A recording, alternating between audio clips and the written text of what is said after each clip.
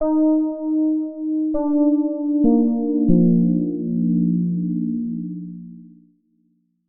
to our latest crucial conversation, where we're going to talk about the Carolina comeback and how to tell how your state and nation are doing.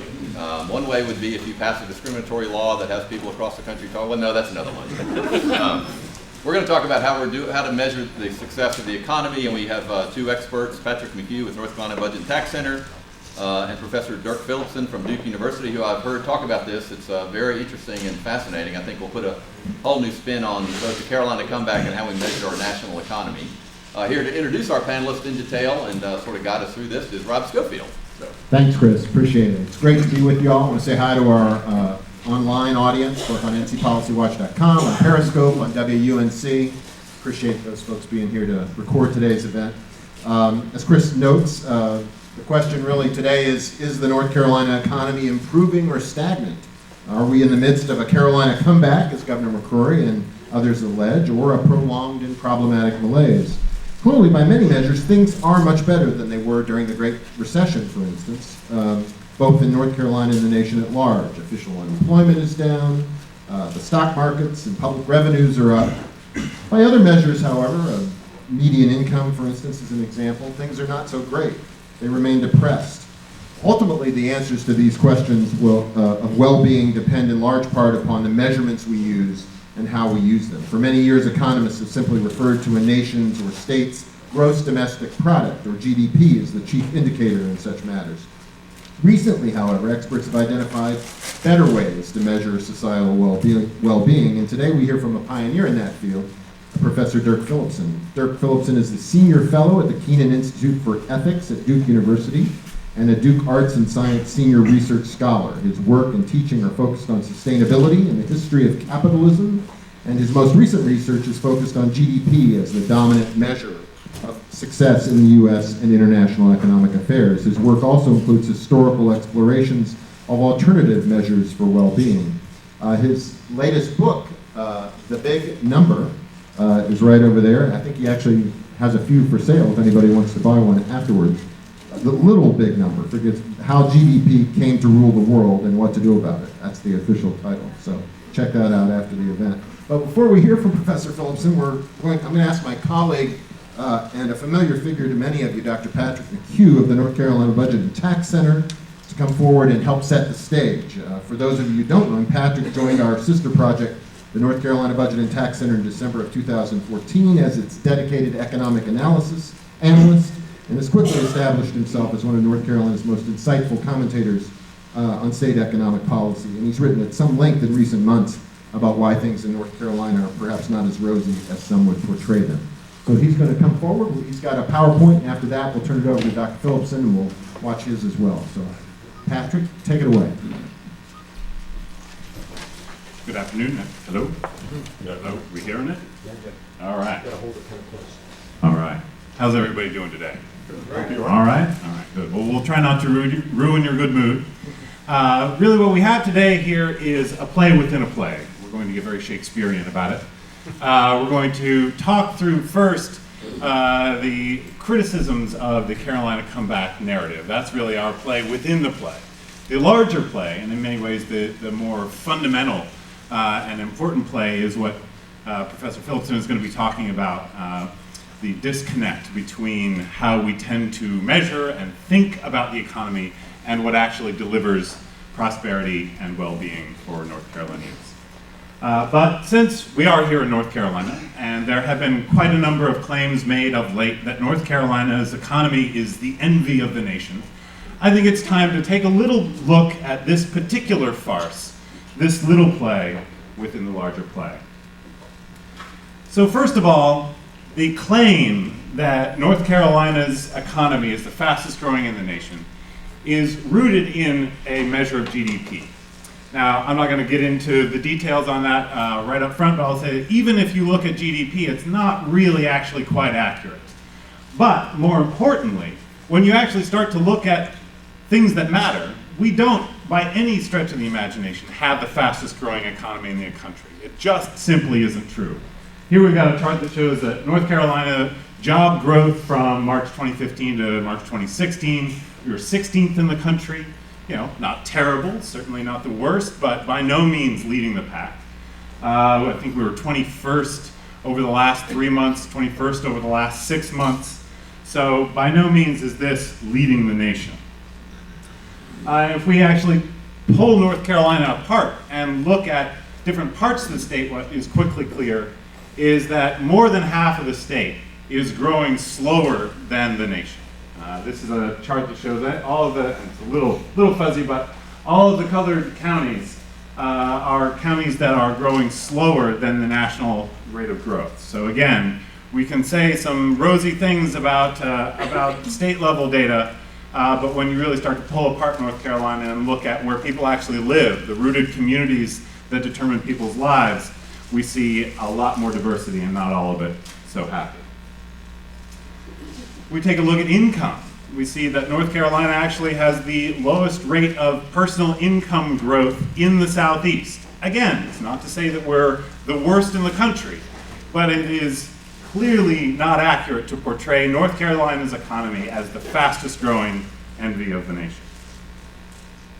So the question is, how did we get here? How did we get to an argument that North Carolina has the best, fastest growing economy in the country when, if you actually look at income and employment data, there's just no basis for that argument? Well, it's rooted in using this gross domestic product measure that Professor Philipsen will talk at more length about.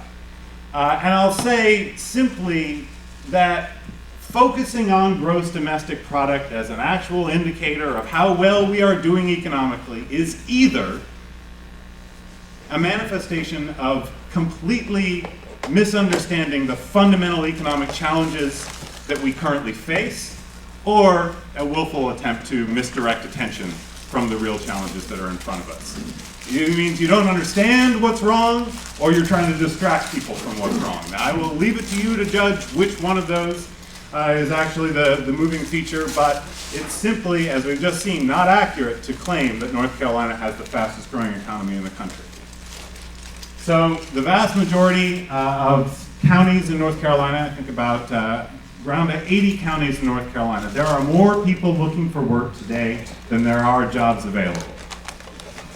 So there's just not enough work to go around. There's almost 250,000 North Carolinians looking for a job today. It's still higher than it was before the Great Recession. We used to have a higher share of North Carolinians had a job than the national average. That was sort of conventionally the case before the recession. We are now below the national average in terms of the number of folks that have a job. But it's not even just limited to whether you have a job or not. What we've seen in the post-recession environment is a disturbing uptick in what we could call underemployment. People who desperately want to find full-time work, but can't find it because it simply doesn't exist. What we have here is the headline unemployment rate, and this is a couple of months old, but on the right-hand side there, that's the headline unemployment rate. That's what gets reported most often in the media. When you actually look at some broader measures that are put out that capture the number of folks that would like to work full-time, but are being forced to take part-time work because there just isn't enough full-time work available, we see that the underemployment rate is well north, is up in the double-digit range. There's a variety of ways of looking at this. A lot of this also has to do with people that dropped out of the labor force for one reason or another, that don't get counted in that headline unemployment rate, but that are nevertheless suffering still the consequences of the Great Recession. So the headline unemployment rate does not really capture the depth of the damage that was done to North Carolina, and does not really reflect the lack of recovery that we have experienced subsequently. In addition to finding work, and whether you can find full-time work or not, we are seeing a distressing lack of wage growth across most of the labor force. Now, we've started to see a little bit of wage growth over the last couple of years.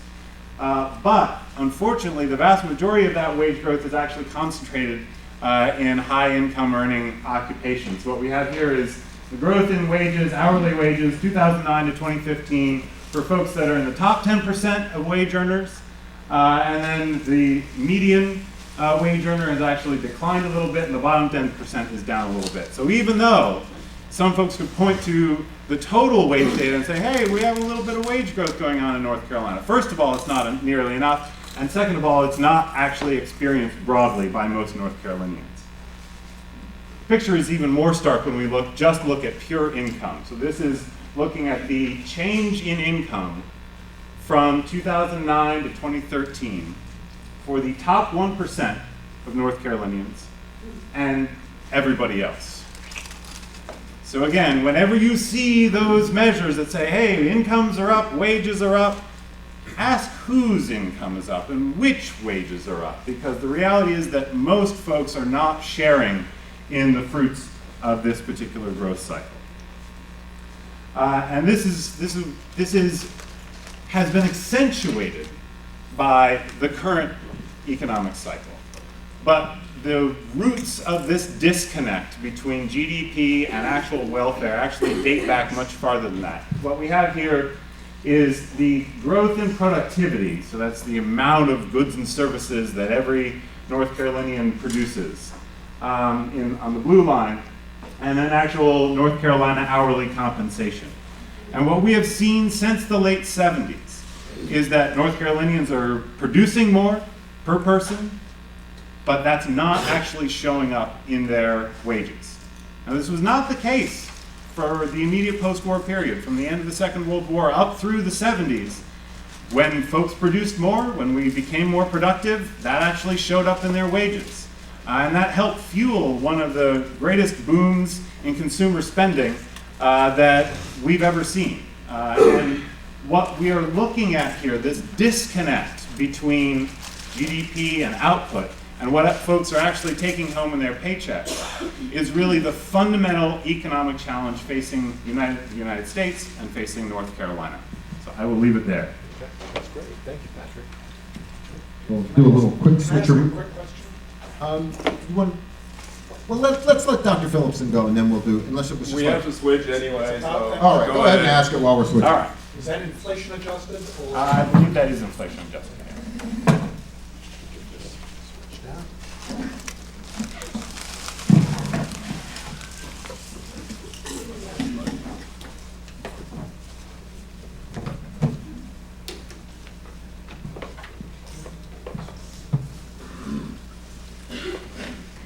Is it possible to turn the lights out so we can see the screen better?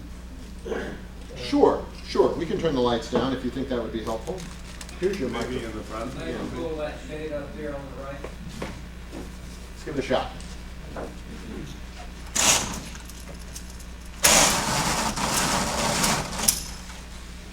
Helps a little bit, perhaps. You can turn some more lights up.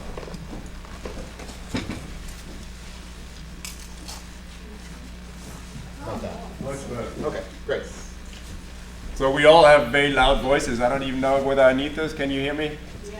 Is that okay? Yeah. Okay. Our cameraman would like you to use it. Oh. I should use this and stay here. I'm listening through that little tiny mic on the podium, so Yeah. Okay, then I'll stay here. if you can, if not, that's fine. So thank you so much for having me today. I, for one, think that conversations about purpose and direction of economic activities and where we're heading, which of course includes questions about values and questions about success and questions about prosperity, are enormously important for us to think about. When I hear these news about the GDP in North Carolina, it always reminds me of picking up my son from soccer practice, I think it was at the time. It must have been April of 2009 or so. It was right at the end of the Great Recession, and I was listening to NPR, and there was a news story. I was in the midst of writing a book on why GDP is really a bad measure. And I was listening to NPR, and they said GDP is up for the first time by whatever it was, 2.8%, and I felt so good. And I went home, and I was literally too embarrassed to tell my wife that I had celebrated this moment.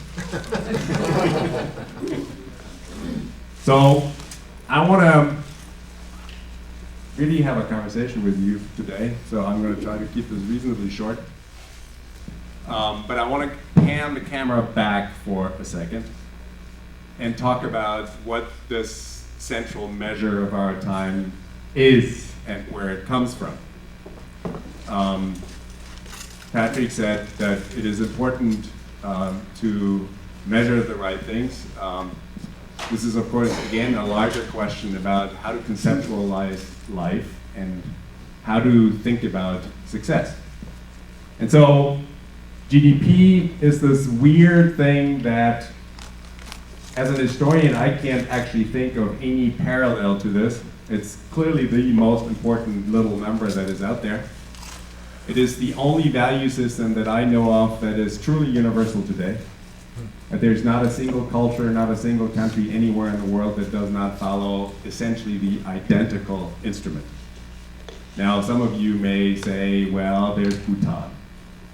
And you may be partly right, but you may also realize that Bhutan is not exactly one of the larger economic powerhouses in the world. So every other country is following GDP. And so this seems almost as if this is a sort of a natural thing, that this is a clear-cut, transparent, understandable, and perhaps even objective measure of economic output. And so I was interested as an historian, as an economic historian, to try to figure out whether that is actually so.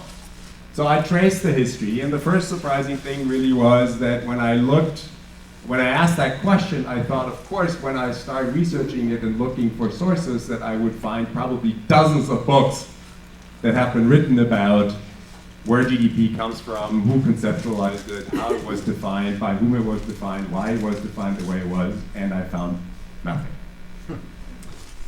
Which is really the primary reason why I wrote this book. So here's the very short version of that story.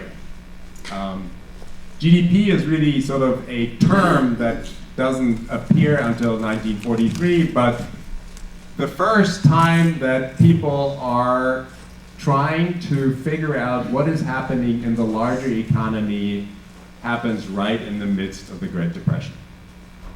And so when we now think about the Great Depression, of course, we all remember certain things, like some quarter of all people were out of work, and GDP was negative for a very long time. This is, in fact, why we call it the Depression, and all these kinds of things. The interesting part about this is that this is all after the fact knowledge.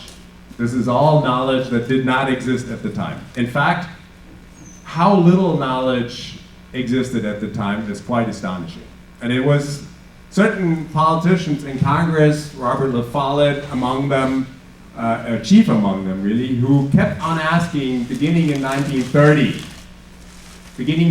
to ask the federal government, what is going on? What do we know about this crisis? I'm getting letters, I'm getting telegrams, people are telling me that people are in distress, that a lot of people are losing jobs. What do we know about it? And the central government had no agency, no bureaucracy, nobody was keeping track, nobody was counting, nobody was asking those questions, and so therefore the knowledge did not exist. And so a group of accountants and economists came together and began to, through surveys and through census data and so on and so forth, try to compile the most basic information on where the American economy was, in this case, in 1932, 1933, 1934, including what the unemployment rate was. These are now called national income and product accounts, which is essentially the apparatus that we summarize as GDP. So this was important simply because the federal government, policymakers in general, cannot make policy unless and until they know what is actually going on. It is very difficult to figure out how you might incentivize certain things, or how you try to get people to invest more, any of those things, or what people to help who are unemployed and who don't have any place to turn to. You can't do any of these things. You cannot, in fact, do public policy unless you have this knowledge. And so it's interesting to note that it is the people who later would be called liberals, New Deal liberals, who were interested in these kinds of questions for that very reason, and people who thought that the free market would self-regulate and not be in need of any intervention by the state and by the government, really did not ask for those kinds of figures. And then, even more briefly, these numbers really proved their worth during World War II. Now, this seems counterintuitive, but when you think about it, it makes perfect sense. The reason the United States by far outproduced countries like Japan or Germany is because they now had these numbers. And with those numbers, war planners knew exactly where were the productive potentials, where were the people, where was the material, where was the capital, where were the investments. And so they could organize much better than anybody else where the people needed to work, where the material needed to flow, how to make sure that we didn't create bottlenecks, how to make sure that we didn't create too much of one thing and in return had too little of another. So many economists today, and I would agree with that, would argue that it is in large part, the success of the United States in World War II is in large part due to the accountants that put together these national income and product accounts.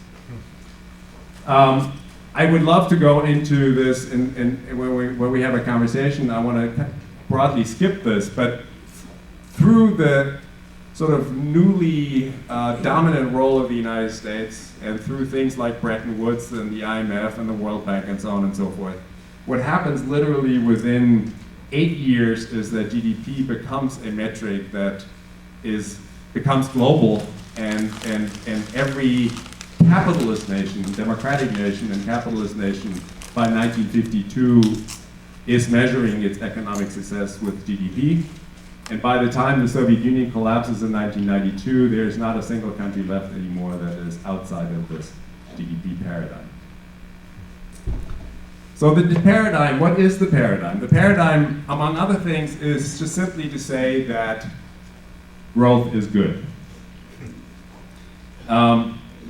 In fact, it's not just good, it's a precondition for prosperity. It is actually the engine of progress. In many ways, it has become the very definition of what we mean by success. The flip side, of course, of that is that when we don't have growth, we will suffer. Lives become bleak. Progress comes to a grinding halt. And we have economic terms for this. We call it recession or depression. Right? Two terms, by the way, just as a footnote, that are defined by nothing other than. They're not defined by unemployment, they're not defined by happiness, by welfare, by any of those things. They're 100% defined by GDP. So if you have 2 quarters of negative GDP growth, you are in a recession. So along the lines of what Patrick just said, this raises, to me, a fundamental question. If growth is good, we need to ask, what is it that we're supposed to be growing? Which growth is good? And of course, we could also ask today, knowing increasingly, knowing as much as we now know about the ecosystem, can we, in fact, survive endless growth? I think it's a profound and perhaps even existential question. And yet, strangely, in our political discourse, and this includes liberals as much as conservatives, it's hardly ever asked.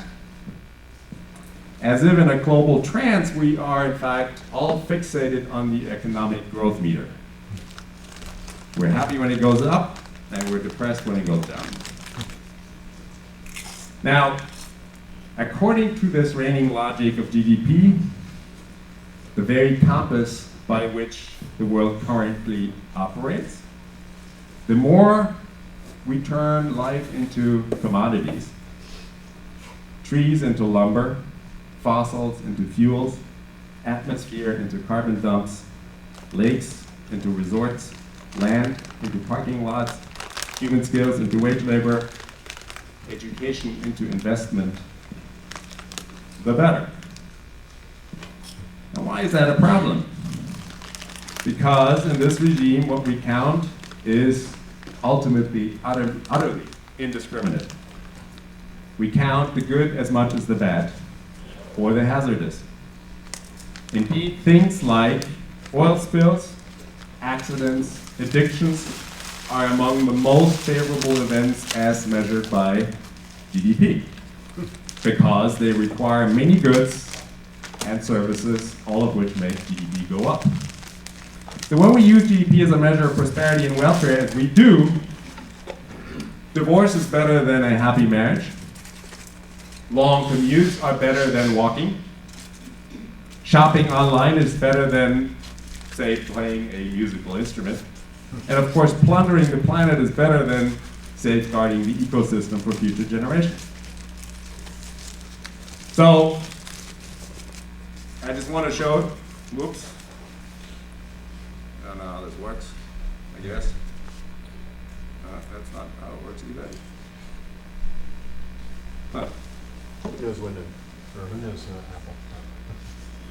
How does it go to next? I thought it was going. Anybody know? I usually have a remote, sorry. I thought I would hit this, right? That would make sense. No, it always leaves. So I just wanted to, let me just, this is stupid.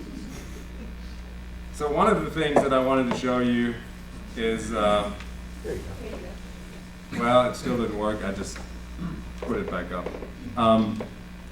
How this thing is, most of you have seen this before, but it's basically, GDP is just simply the totality of goods and services produced, right? So it counts private consumption plus gross investment plus government spending and then exports minus imports. That's the basic, simple formula that we work with. So based on what I just said, and now I still can't do this. Oh yeah, that works. Here's a graph that I wanted to share with you because I think it is one of the most interesting things to look at in terms of our general development. Not just in North Carolina, but in the US, and not just in the US, but in the world at large. So this is basically charts that are called Earth system trends, and then charts that feature socioeconomic trends. Right? And so,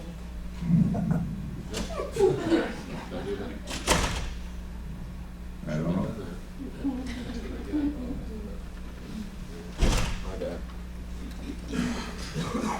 Technical difficulties. Here we go. I'll stay away. So this is the thing we're talking about, right? So this is a longer term chart showing indeed that some amazing growth began to happen with industrialization and then really picked up after World War II. And then we can relate that to, say, carbon dioxide emissions. And you almost have a perfect fit. We can do this with any number of things. We can also do it with fertilizer consumption, right? The very key for successful agriculture around the world. And then look at something like ocean acidification. And again, an almost perfect match. So together, what we're seeing here is something that at a minimum would seem to me to be the epitome of unsustainability. This clearly cannot go on forever. And we can have conversations whether we can avoid some of these crises with higher efficiency, higher productivity, and so on and so forth. I have certain doubts about this. But as the current trend is unsustainable. And of course, I should also note that the way we the way we count GDP growth is an exponential, not a linear function, right? So economists, when you ask economists what is a good GDP growth rate, it's 2.5% or 3% or something like that. Right? This is exponential growth. Right? So in 200 years, we would literally have to have an economy that is like 68 times as large as the one that we have right now. Right? So on the face of it, that would seem almost insane, and yet that is exactly what informs current economic policy making. So I'm going to put this up, and I'm going to try something with you. Rather than walk you more through this history, I'm going to provide you with 12 theses that I put together yesterday. Intentionally somewhat provocative, and I want to use that sort of as a foundation for a conversation. So the first one is that our dominant global economic performance measure, namely GDP, is a very poor reflection of who we are, what we want, or indeed what we need. It does not include social values, it says nothing about meaning, and it completely ignores the very ecosystem upon which our life depends. That was my first thesis. The second one, interestingly and different from what a lot of critics of GDP are talking about, GDP is not just a measure or a performance indicator. GDP is much, much more by now, because it is defining the goal of economic activity, and indeed it actually defines what we mean by an economy. So when you and I are talking about how the economy is doing, we're literally talking 100% about that which is counted in GDP. If GDP doesn't count it, we do not consider it to be part of the official economy.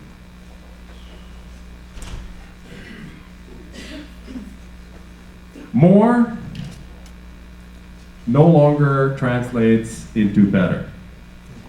Indeed, increasingly it translates into worse. More miles to commute, more hours to work, more stuff to maintain and replace, more waste to dispose of, more pollution and decay and depletion. All of these things do not make our lives better. On the contrary, the result is less.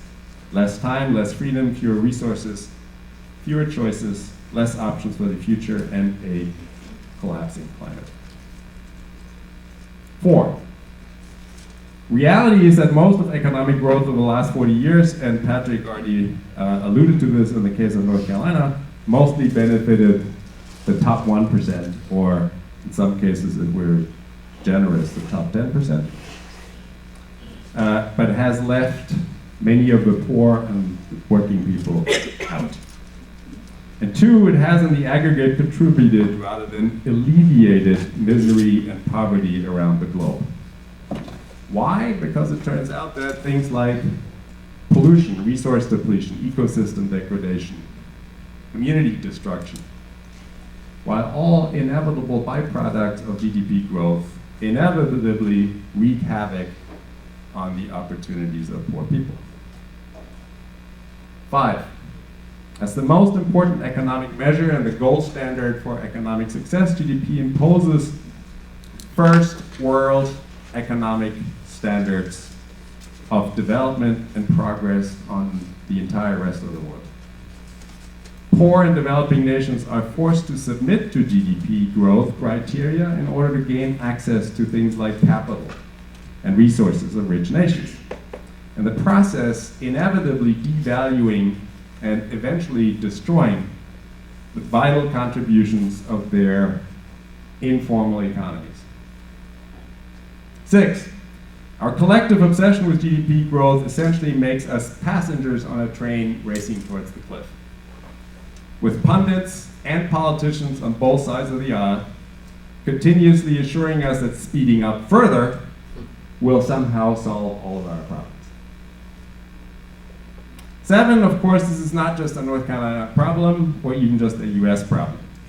Our narrow and truncated understanding of values and economic goals as captured by GDP is, to my knowledge, as I said before, a universal phenomenon. 8, GDP in interesting ways perfectly captures the neoliberal mantra of general welfare being best mediated through endless supply and demand in an ever larger market that allows each individual to presumably maximize utility. But it actually does a very poor job representing the purpose of economic activity expressed by many classical economists. To overcome scarcity, to reach a steady state economy, one that no longer requires growth and no longer requires constant labor, constant trade, constant barter. 9, the unrelenting global push for continued GDP growth is less a reflection of values or policy choices as much as it is a systemic imperative by now. Indeed, no politician or party or country can currently afford to jump off the train without risking massive blowback. 10, systemic problems require systemic solutions. Moving from more to better, from growth to development, from indiscriminate to smart. Above all, I think we need a democratic conversation about purpose and direction of our collective journey, not just hand over our lives to the neoliberal corporate growth train. 11, a single indicator like GDP will never be able to capture either the totality or the complexity of our lives in modern societies. It can't. There are, however, single indicators that are far superior to GDP, such as, and I want to talk about this briefly in a second, the genuine progress indicator that Patrick and I and some of our colleagues are currently working on for North Carolina. And then my last thesis, in the end, the economic growth of the last 2 centuries, unleashed primarily by the combined forces of fossil fuel-driven market economies, has served, I think, 2 interesting contradictory functions. One, it created the foundation for human liberation. It finally put us to the place where we can think about life beyond scarcity. But 2, it provided a global cover-up for massive social inequalities and unmatched wreckage of the ecosystem. So what we measure really matters. Let me just give you one quick example here. So this is 2 countries, the United States, the UK and Costa Rica. If you stack them up against each other by GDP, the result is fairly obvious. The US is number 10, not number 1. North Carolina is also not number 1. The UK would be number 23, Costa Rica is number 78. That kind of intuitively makes sense. When we look at something much smarter that people have been putting together, and you should really check out if you don't know it, namely the social progress indicator, the chart already looks quite different. The US sinks to 16, the UK rises to 11, and Costa Rica is suddenly at 28. So it already looks different. And the social progress indicator looks at a number of factors such as well-being, basic human needs, and how they're met, the opportunity to progress and grow and such. Now, let me give you one more, and it looks very different all of a sudden. If you look at the Happy Planet Index, which includes something very critical, namely the ecological footprint, the US is suddenly ranked 105. And Costa Rica is number 1. By the way, Costa Ricans and Danes are the 2 happiest people on the planet, and have been for many years now. So what we measure matters, and what we see changes dramatically depending on what we look at and what we measure. So let me make a couple final comments. I think it's safe to say that we live in a time that seems to operate at a pace and scale that is almost gravity defying. Therein lies, I would argue, both unparalleled dangers, but also an often neglected, unprecedented opportunities. Yes, as the Pope just recently reminded us, our common home is at a breaking point, burdened and laid waste. But I think there are opportunities that are equal in size. Having conquered scarcity as the driving engine of history, what amazing opportunities we actually have. Opportunities, in fact, to create the kind of world people like John Stuart Mill or John Maynard Keynes and so many others have invoked. A world in which human beings can finally graduate to more pleasant and more rewarding tasks than working just to put food on the table or pay the bills keeping up with the Joneses and staying on top of your emails and Facebook contacts. In other words, opportunities to develop dormant human potentials and perhaps more importantly even to live in harmony with nature and not in conflict with nature. Above all, toward a future that will provide opportunities to our children and grandchildren at least equal to our own. So I just put up some people here.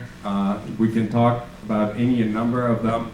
But these are all people who have written eloquently about the fact that the point and purpose of economic activity certainly is not growth, but rather development, or what I would call the good life rather than the goods life. If you want to just read one example that is fairly brief, read John Maynard Keynes' letter to his grandchildren, in which he literally pathologizes the way all of us live today, and in which he says the love of money will be recognized as disgusting morbidity, and he was actually talking about roughly 2020. So what Patrick and I and several of our colleagues are working on right now, and I mentioned this before, is GPI. And I just want to show you what that would look like. So just like GDP, it comes up with a single dollar amount. And you can trace growth and decline the same way that you trace it with GDP. The fundamental difference here is that GPI is trying to attempt to figure out what are positives and what are negatives. What is contributing to well-being and what takes away from well-being. And they subtract those things that do not contribute to well-being, such as pollution, such as jails, and such. So we will, I think, publicly unveil this sometime in the fall for North Carolina, but I can already give away one insight that is almost universal wherever they have done this. They've done it in Canada and Germany, in Maryland and Vermont. And that is that GPI and GDP go up parallel to each other until about 1965, 1970. And then GDP keeps going up and GPI levels out and then begins to decline. So while the GDP starts, let me skip that. But so there are lots of different ways to do this. There are very good metrics that we could use today, which brings us, of course, to this question, so what do we do? And what I discover as an academic over and over again is how difficult it is to translate idea into action. And how do we actually implement, operationalize the ideas that we have and the insights that we do have? But at a minimum, I think what I can say to you is that getting away from the sanctity of GDP and critiquing it to its fullest extent and push for a moment where policymakers at least no longer just follow the lead of GDP, but also use other metrics for policy-making purposes, I think is enormously important. In the end, surely we can agree that there is more to life than just simply economic output. In fact, my colleague, Brent Lane, sitting back there, after he read my book, said, GDP really is grandpa's definition of prosperity. And we should essentially retire it as such. Thank you very much.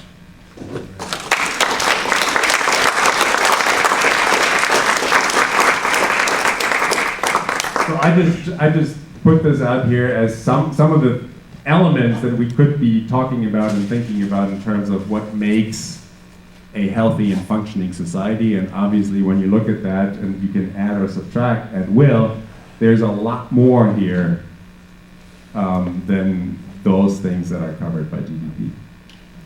That was great, Dr. Philipsen. Let's take a few questions from the audience, if that's okay. I'm going to start over here with David Flynn. Most interesting presentation by both of you. Given the fact that our politicians find so much comfort in the GDP, how do you all plan, you say you're going to roll it out this fall, how do you plan to roll it out in such an educational, from an educational perspective, so that the Joe Smuck out there who is just enthralled with the Republican, whatever I would call it, how do you get this done? I wish I had an answer, and I think I would probably not be here if we had an answer, right? Oh, I've got an answer. Come on. But we have partial answers, but just one brief comment to this. Whenever I talk to people about GDP, there's something that you can do, whether it is with Republicans or liberals, old or young, black or white, doesn't matter. And that is that you can very quickly get people to nod and agree vehemently that growth is good, right? If you then explain to people what we actually count as growth, without any exception, people go like, what? Really? That doesn't make any sense. So I'm not too worried about the sort of educational, pedagogical element of that. The politicians really are much more complicated to deal with because they live within structures and systems and ways of thinking that are deeply ingrained. And even when they agree with you, they say like, yeah, okay, so what do you want me to do? Right? Yeah, so.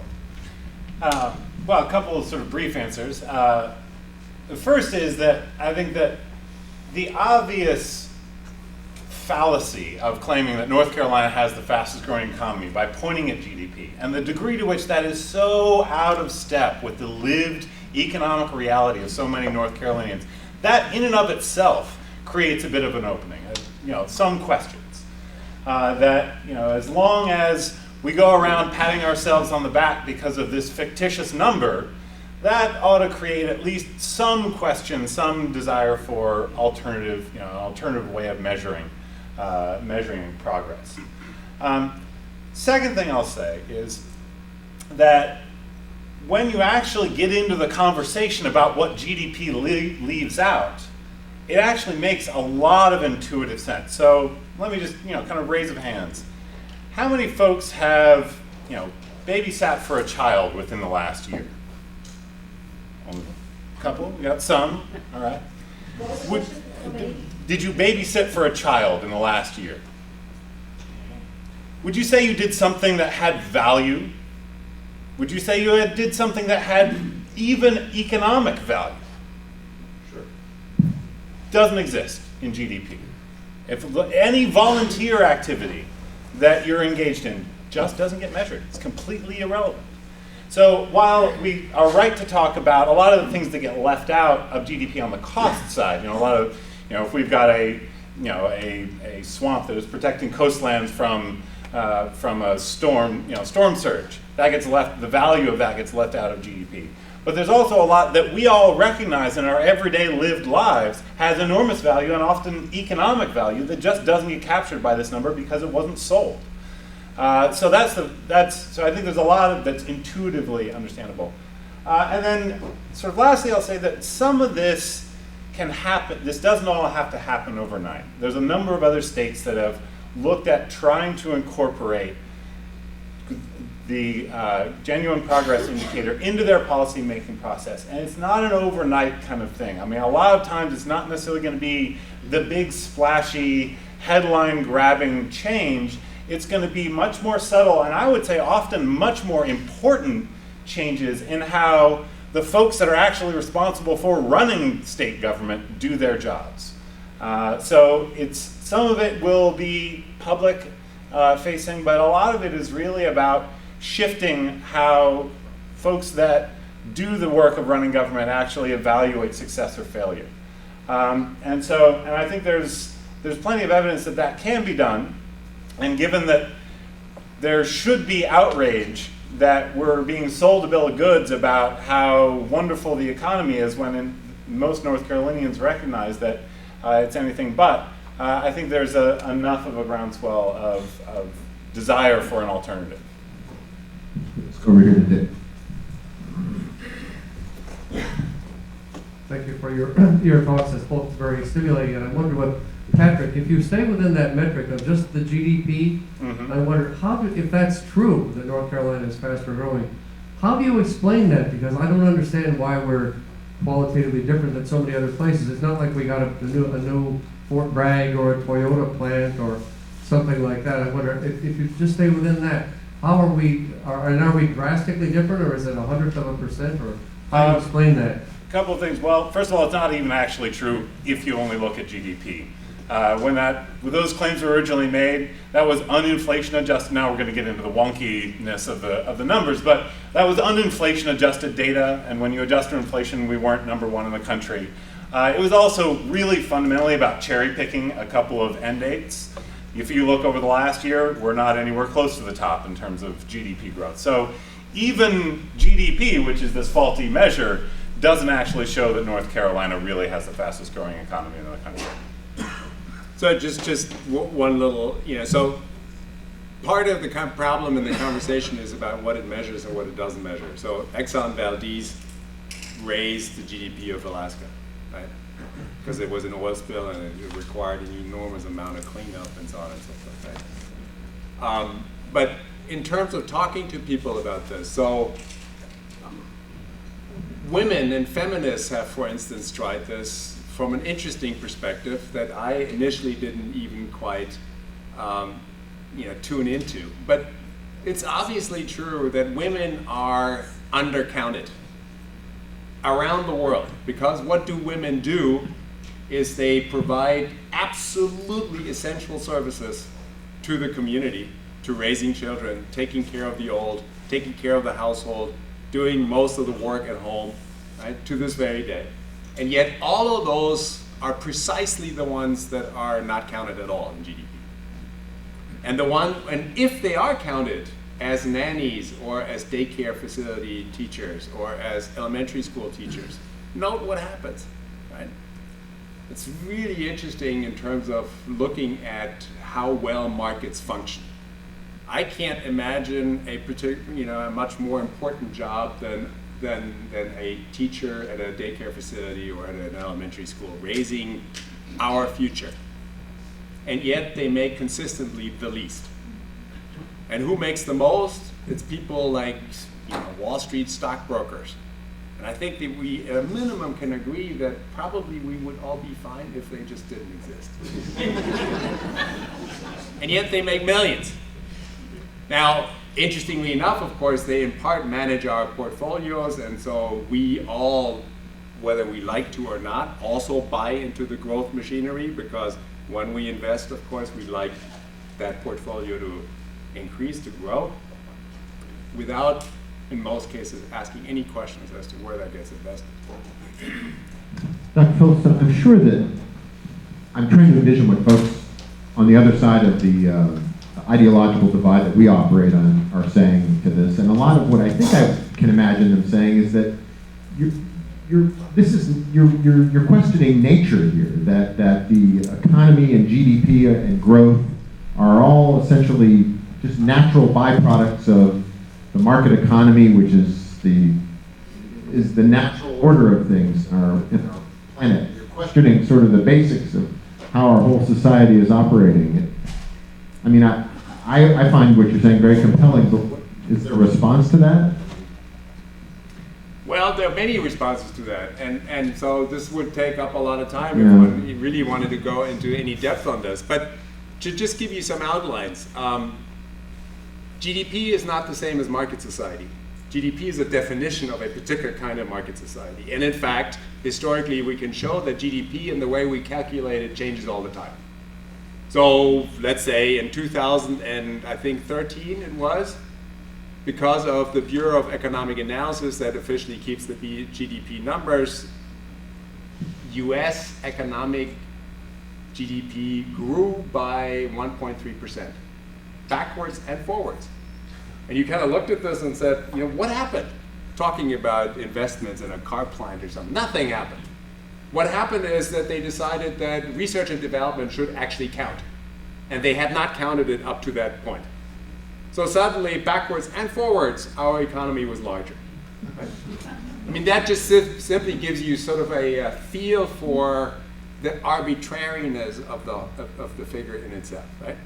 But you could change the way it is computed fairly significantly without questioning anything about market societies or capitalism or whatever. Right? So for instance, if we did what we could actually do because we have the figures, if you did something like true cost accounting for a gallon of gasoline, a Harvard study came to the conclusion that it would probably mean something along the lines of $12 a gallon. Right? That would include all the costs on the soil, on the air, on the water, on respiratory problems of children, and on and on and on, right? We could do that. Now, you wouldn't have to change anything about the markets. You wouldn't have to change anything about private property. You wouldn't have to change anything about capitalism. You wouldn't have to change anything about liberals and conservatives. But you would suddenly have market signals and incentives that would radically change the way we live. Right? People would move out of their big back mansions somewhere out in the boondocks, and they would sell their SUVs, and right? And the triangle might start looking like, Copenhagen. So in that sense, there is a lot of leeway and a lot of wiggle room. Right? One more thing I want to say about it. All of this does not answer a profound fundamental question to which I actually don't have an answer. And that is whether we can afford and sustain growth of any kind. I'm not sure what the answer is. I don't think that we really need growth, but assuming that we have a growth-centered economy, that is a critical and super important question. Is there a way to grow without depleting resources, without destroying the ecosystem, and so on and so forth? And I don't know what the answer is. So let's go right here in the middle. And then in the back. Thank you for being here. Can you hear me? Okay, going back to at least the time of Ronald Reagan, there began to be a politicization of the appointments to regulatory agencies, which has continued and accelerated. So this question is comparing the image that's presented of how things are to how things really are. It seems to me that particularly considering the sophistication of measures these days, that image, presenting that image is blatantly dishonest. Do you have any way of accounting for or pinpointing where that is coming from? Because I think in order to change anything, you've got to eliminate the source of the pollution. That's it. You want to take a crack at this, and I'll say something too. I mean, I can.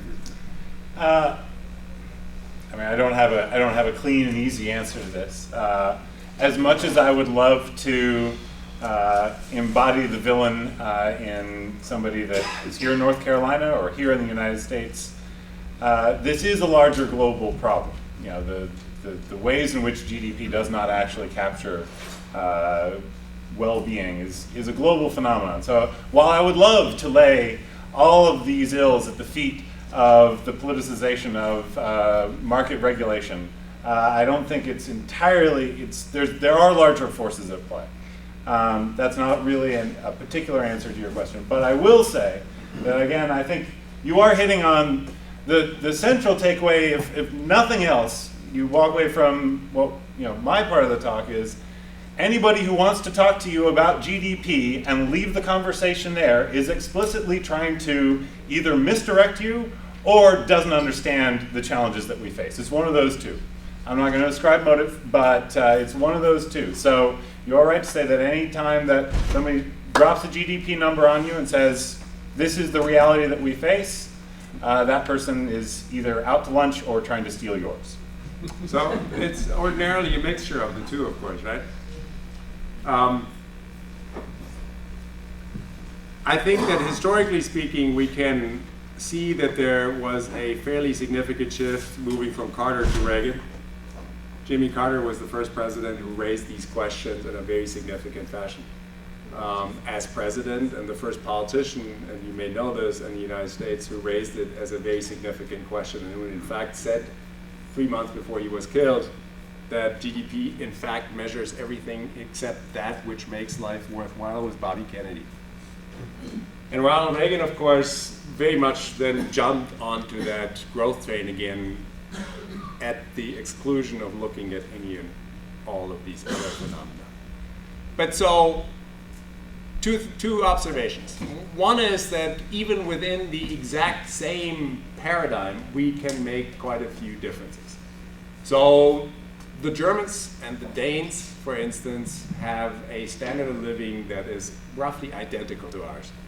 And yet they do it with half the carbon footprint. Right? And in fact, they work less.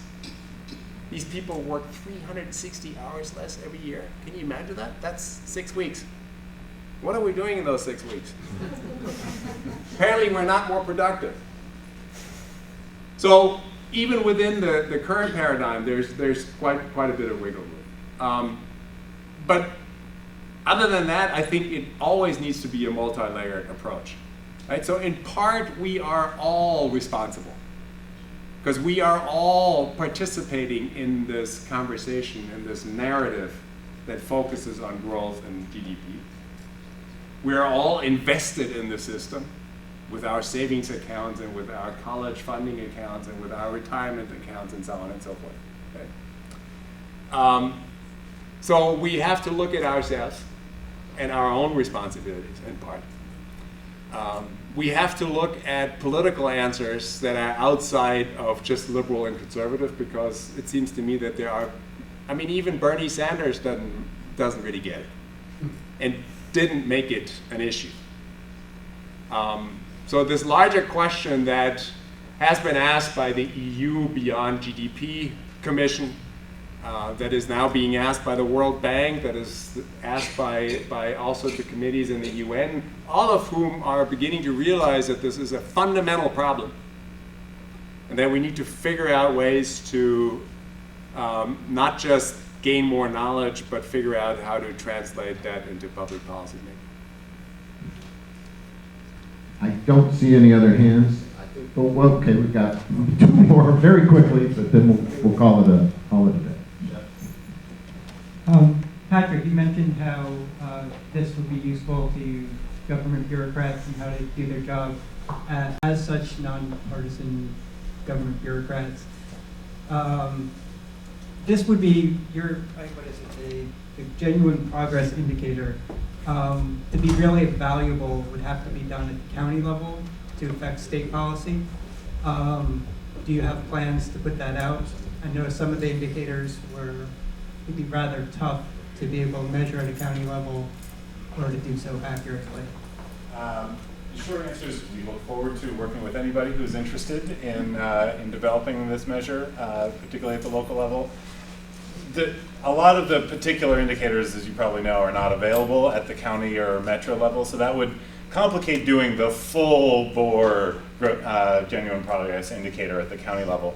But there are probably some truncated versions that get at a few of the major benefits of economic, or sort of non-economic activity, the child care and what have you that we were talking about. Some of the good things that don't get counted, and some of the bad things that don't get counted. There are probably some truncated ways of getting close to that that may not be a perfect measure. I mean, I guess that's also part of what we, one of the things that we should sort of underscore is there's no perfect measure of the economy or well-being.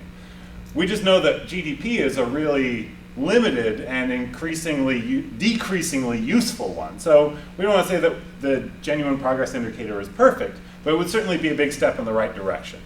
And I think some of this also goes back to that part of the problem with GDP is it sort of gives this false impression. It contributes to this image of some naturally occurring economy that is a thing that we can put our fingers on, even though we had market exchange and market economies for centuries, millennia before we invented the GDP measure in the middle of the Great Recession. So there's no perfect measure, but yes, I think we can get closer to truth than we currently are, even at the county or metro level. Last question right here. Actually, it's okay. Please, can I ask? Just a quick question. Are state GDP numbers done by the federal government? They are done by the federal government, All yes. done by it. Yes, all done by the Bureau of Economic Analysis. Okay. Will y'all join me in thanking our wonderful